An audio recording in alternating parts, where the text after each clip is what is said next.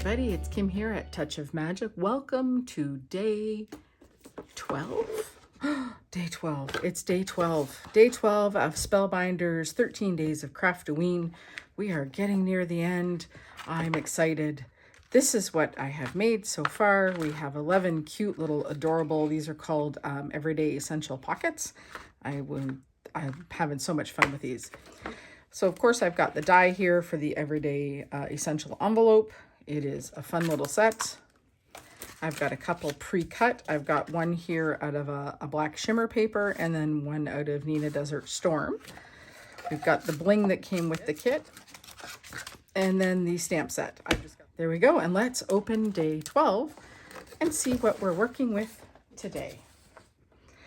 As always, I do not know what's in here. I have not opened this yet. I have no idea what day 12 holds. We will discover that part together. Have a treat-filled night. So we have ourselves a little cauldron, some witch's legs, some little goodies for the pot. Well, the next step is I will die cut out all the pieces, lay them all out, and then start figuring out what's gonna be the backing here. I think I'm probably not going to go black because the cauldron's black, but I don't know. We'll see. What I do before I go cut everything is I tend to follow basically what you see here. My first time around using a set, whether it's dies or whatever, I like to kind of recreate the packaging just to get familiar with what I'm doing.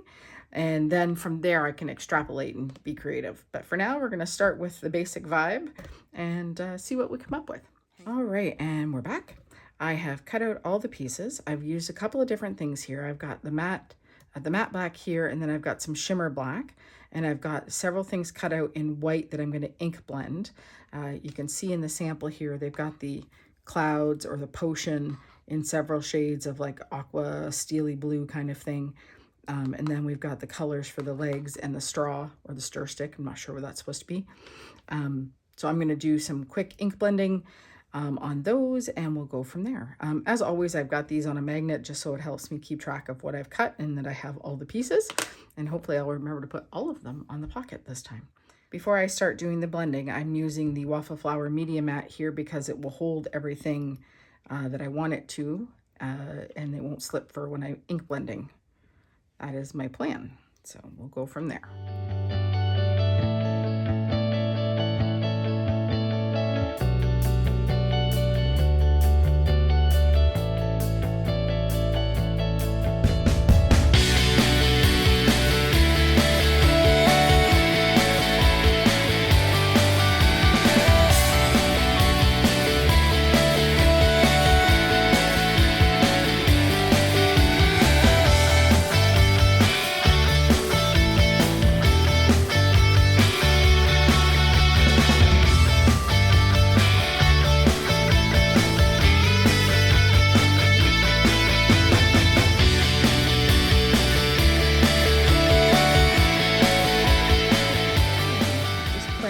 Here I've decided I'm going to go craft, I think, because I like the contrast with the orange and the black.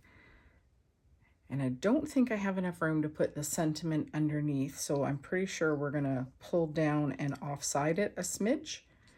Kind of decide where that fits. Again, we can always shrink it because, you know, it's paper. We can play with it a little. And if I start, sorry, that's probably off center. If we start it at the bottom and build up from there, but I'm worried about running out of room for all the stuff we want to build into here. So that's why I'm just playing a little bit here. I'm not 100%. So that does tuck there. And then you would put straw, bone. Okay, I think I'm going to build the cauldron off the card base. I've decided I've got enough of the shiny black. I'm going matte with the legs. I did go shiny black with the stockings markings. So I'm going to try just assembling some of the pieces here and seeing how it's looking. My concern is that after playing with it on the base, that I'm going to run out of room with the legs and everything else. So I have a bit of a tweak of an idea, and as much as I try and follow kind of what's here just as a jumping off point, you know, sometimes you gotta wing it and just go left field. And I think that's what I'm gonna end up doing here. So my thought is, I think instead of the witch's legs being under the pot, I think they're gonna be in the pot today.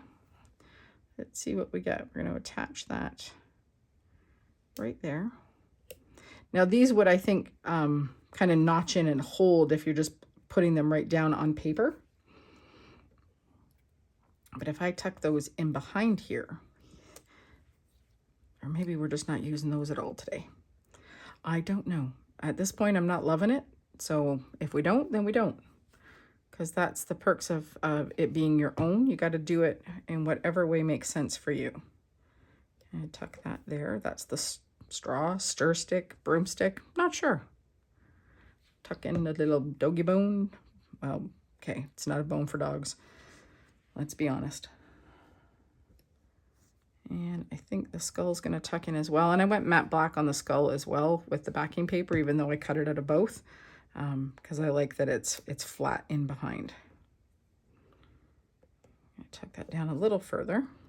That's the perk of liquid glue, is it does give you a little more wiggle time with getting everything in place.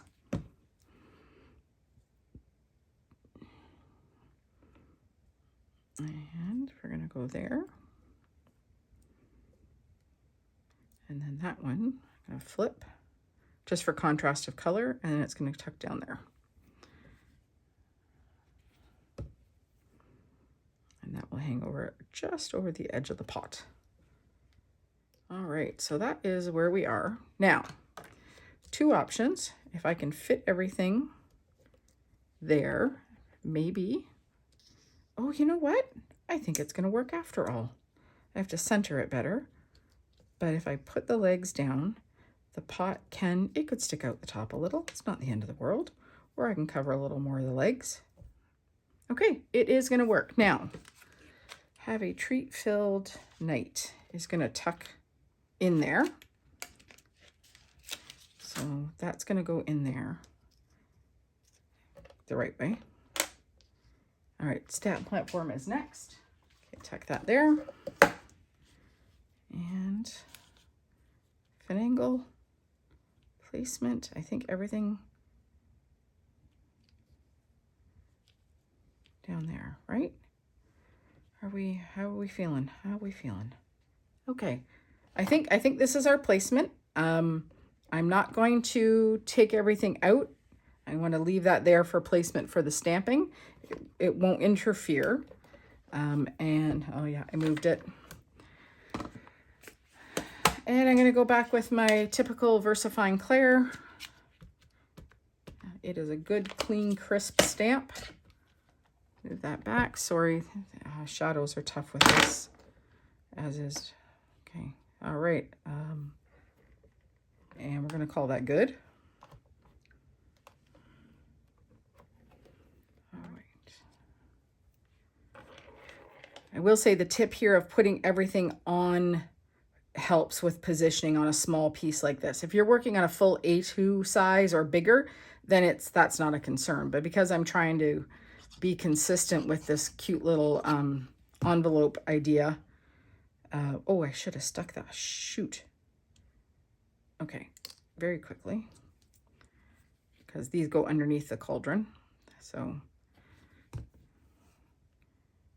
and we're gonna, if I'm quick, I can move everything if I have to.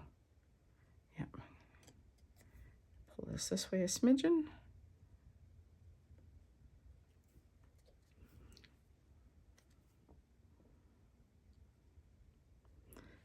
And that's going to clear the fold. Okay, there we go. We did it. I'm going to let everything dry before I pick it up and move it. So we did it, day 12, done. This was fun. It was a little more challenging to make fit, but I think in the end it worked out just fine. And I really kept this one simple. Like I didn't do anything to the envelope, just kept it the plain craft and let kind of the arrangement speak for itself. At least that was my thought process. Thank you for being here again. I appreciate it. I hope you're having as much fun with this 13 days of Craftoween series as I am. There will be links and everything for whatever I have that I can find. I will tag below in the description. The links I use are mostly affiliate links. That means I earn a small commission at no extra expense to you. I am an affiliate for Spellbinders, so they did send me this box to play with and create with. Although no obligation to make 13 videos, that was my own crazy idea. So I hope you're having fun with me as I do it. If you haven't already, I would love a thumbs up. I appreciate it very much. It really helps my channel grow. And subscribe if you haven't done that yet. Subscriptions are appreciated just as much. And you can also, if you decide to subscribe, ring the bell for notifications, and that'll let you know the next time I post a video, which will be tomorrow, day 13, which is our last day of Craftoween. Thank you again. I really appreciate you being here. Have a wonderful day, and I hope you get some crafting time in. Bye.